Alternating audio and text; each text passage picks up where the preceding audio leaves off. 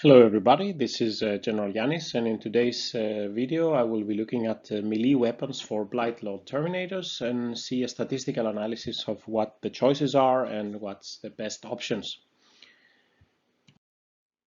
If we get started here, let's look at the Blightlord Terminators melee weapon options.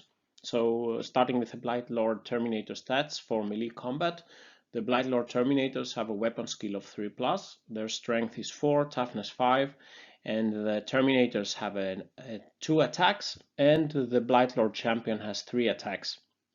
Additionally, all death card units, they get the Hateful Assault, or at least the Blightlord Terminators have the Hateful Assault, which gives them +1 attack if charged, or they did charge if they charged or were charged this turn.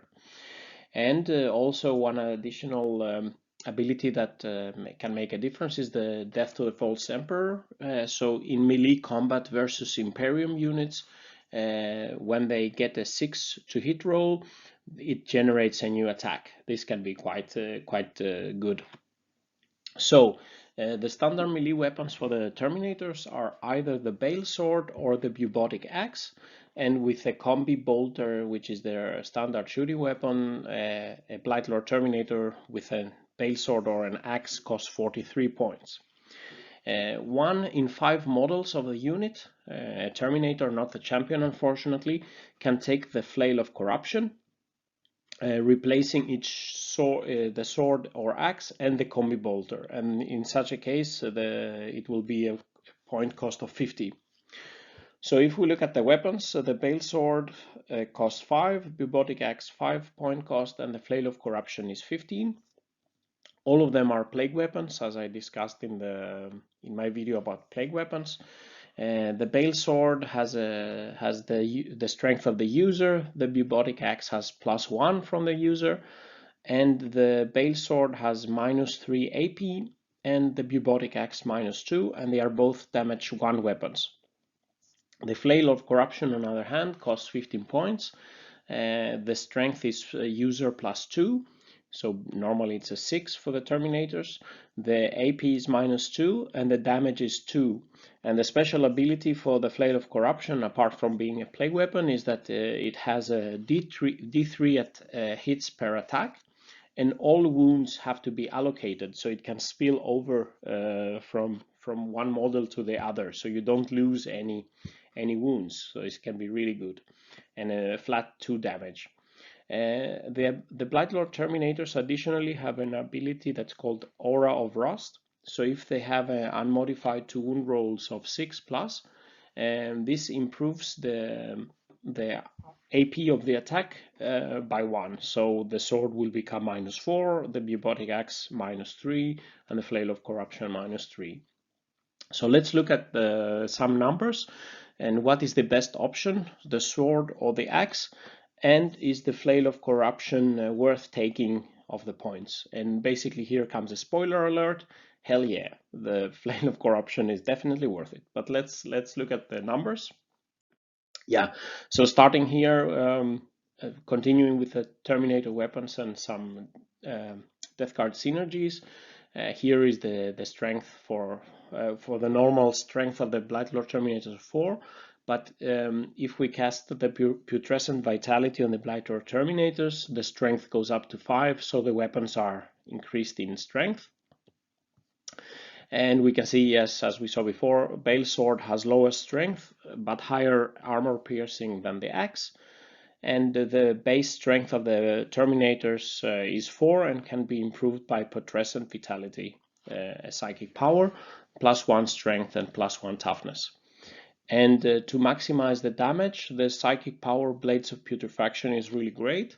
It gives +1 to wound in melee combat, and on a 7+, that means a 6 to wound. With a plague weapon, it does additionally 1 mortal wound up on top of any other damage that the attack makes. So this can really make a very good impact. Now looking at the average damage per attack versus various targets, on target number 1, an intercessor with toughness 4 and 3+ armor save, we have here the Balesword, the Bubotic Axe, and the Flail of Corruption, which will on average have 2 attacks, like D3 hits per attack. So to hit, to wound, and the wounds that are not armor saved, and then the damage on average. So we see here that in this case the Bubotic Axe is slightly more damaging than the Balesword, and the Flail of Corruption does way much more damage since it has a straight damage too, and it also has more hits per attack. So of course the Flail of Corruption is the best option, and the axe is slightly better than the Balesword in this case. If we look at a Terminator type unit target with toughness 5 and a 4+ Invul Save, then basically the Bubotic Axe is better because it has a higher strength and then is easier to wound. So here the Bubotic Axe is better than the sword, and again the Flail of Corruption is doing significantly more damage. These tables are assuming no rerolls to hit or no additional rerolls to wound, for example with Arch Contaminator. I've just used the normal reroll 1 to wounds that all plague weapons have, and I assume the base strength and no other buffs. If we look at a toughness 7 target with 3+ armor save, like a Predator tank, then we see in this case the Balesword is actually better, so it does more damage. Here both of them, both the sword and the axe, have difficult to wound rolls. They wound only on 5s and 6s, and here the AP of the sword makes a better damage. But again, the Flail of Corruption is way better. So when I was doing all these spreadsheets and calculations manually, I thought to make some macros to make my life easier. So in the next table, we can see here the extensive table with a lot of various targets. So this table, the targets have no Invul Save. So here we see targets with various toughness from toughness 3 up to toughness 8, and here is their armor save from an armor save of 2+ up to 7+, and 7+ would mean no armor save, like a Poxwalker. What we can see in all the tables, the flail, for all targets, the flail is always doing the most damage as expected. Bubotic Axe, you can see I have highlighted with green where the axe is better than the sword and vice versa. The Bubotic Axe is better typically versus toughness 4, toughness 5 and toughness 8 targets, where the to wound rolls are different compared to the axe. And the Balesword is better at toughness 3, toughness 6 and 7 targets that have good armor saves because of the better AP. But of course, if the target has no armor save, then for toughness 6 and 7, for example, they do equal amounts of damage. The difference in all cases between the sword and the axe is not very large. So here you can see some different targets. For example, a Land Raider has a toughness 8 and armor save 2+. So it's this box. Then the Intercessor's toughness 4, 3+ armor save. The Necron's toughness 4, 4+ save. We can see the damage. And down here we can have a Poxwalker type. It's a really high damage the Flail can do against Poxwalkers. Thankfully, our Poxwalkers will be far away from our Blightlord Terminators. Continuing to the next table, this table shows the same let's say targets, but now they also have a 4+ Invul Save. So here we have from toughness 3 to toughness 8 different armor saves, and on top of that a 4+ Invul Save. So here we see that the targets that have good Invul saves, like a 4+ or a 3+, then the AP is not significant, and thus the axe is always better or equal with the sword. So here we see the axe being better at toughness 4, 5 and 8 targets, and they are equal at toughness 3, 6 and 7 targets. And of course, as always, the flail does across the board better damage than either the axe or the sword. So finally, let's look at some some numbers. What can the Blightlord Squad do in melee against an infantry unit? So here we are assuming a 5-man squad of Blightlord Terminators. 4 are armed with the combi bolters and the Bubotic Axes, and 1 gets the Flail of Corruption. Unfortunately, you cannot take more than 1 in this squad. And the total points for this squad is 222. And this unit has charged a unit of intercessors, so it gets +1 attack for the heavy hateful assault. So this would mean that it will get 13 attacks with Bubotic Axes and 3d3 attacks with a flail. And in the table below, you can see if we just do this, the 13 attacks plus the 3 flail attacks, we would on average expect 9 wounds on the intercessors, so killing around 4. And if we have of course we have against an intercessor, we would have the death to the false emperor giving more attacks. Here we would expect at least 11 wounds. And there is a very big effect if we cast the Blades of Putrefaction, so the +1 to wound and the mortal wound. So then we would be up on 17 wounds with a death to the false emperor and the Blades of Putrefaction. Out of these 17, almost 3 wounds are mortal wounds on average. So this would really destroy a big group of infantry type. However, in the analysis below, I have also checked a comparable squad of Plague Marines with equal point cost. So if we take a 10-man squad of Plague Marines with 8 Plague Knives and 2 Flails, the Plague Marines can have 2 Flails in a squad. This could cost 210 points. This unit can also dish out a similar damage and even somewhat higher. So the total wounds are around 9. The total wounds with death to the false emperor 12, 17 for the Blades of Putrefaction, of which 4 are mortal wounds. So even if the Plague Knife does not have so much armor piercing, there are more flails to do more damage, and the more attacks with a lot of knives also generate some mortal wounds on average.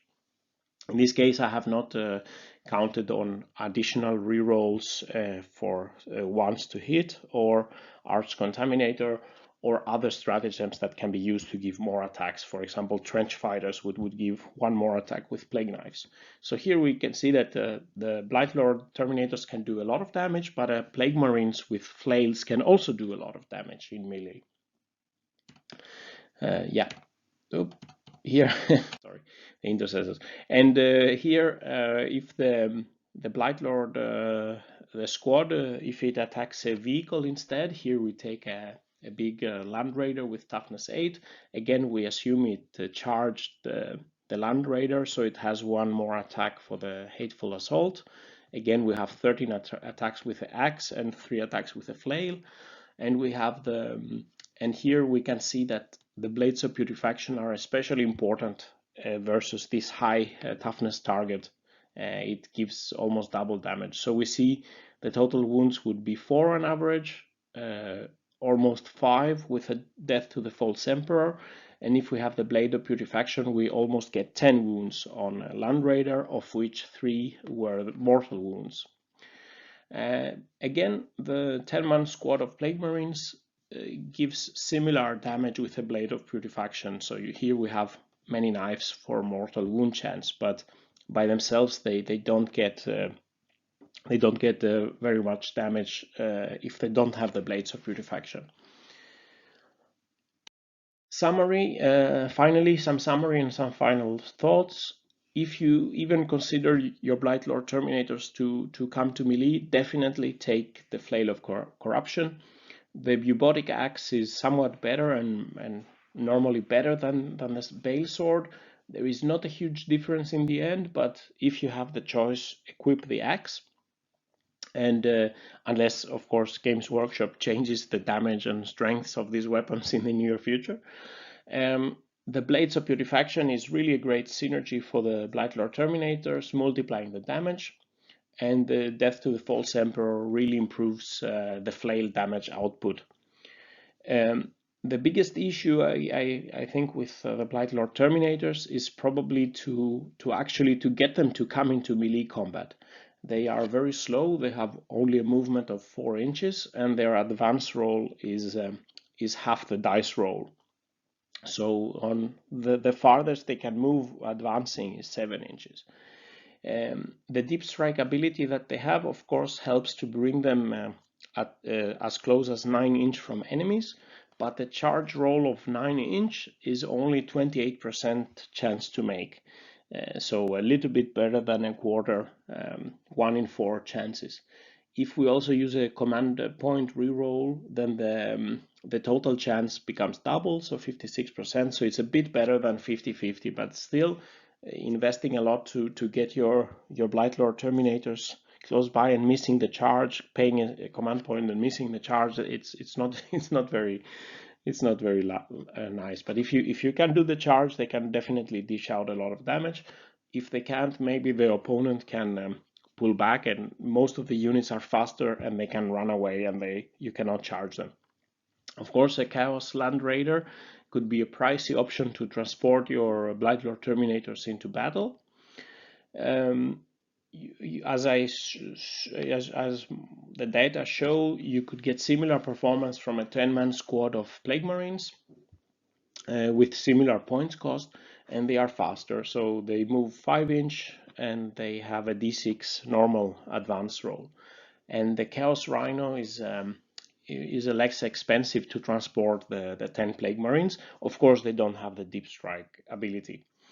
In any case, as I said, the major outtake is definitely take the Flail of Corruption. It's a great weapon.